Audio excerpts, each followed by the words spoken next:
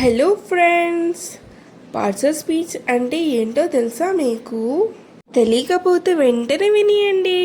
Parts of speech are the different types of words in English that have different functions in a sentence.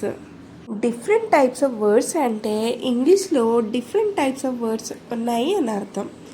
ఆ different function అంటే ఏంటి? Different function అంటే job అని అర్థం, అంటే work అని అర్థం. సెంటెన్స్లో వర్డ్స్కి డిఫరెంట్ వర్క్స్ ఉంటాయి.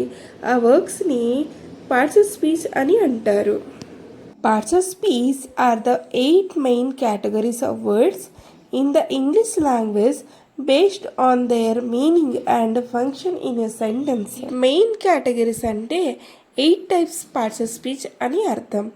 అంటే noun, pronoun, verb, adjective, adverb, preposition, conjunction, interjection అని అర్థం. సింపుల్గా చెప్పాలి అంటే వాక్యంలో పదాలు చేసే పనుల్నే పార్ట్స్ ఆఫ్ స్పీచ్ అంటారు.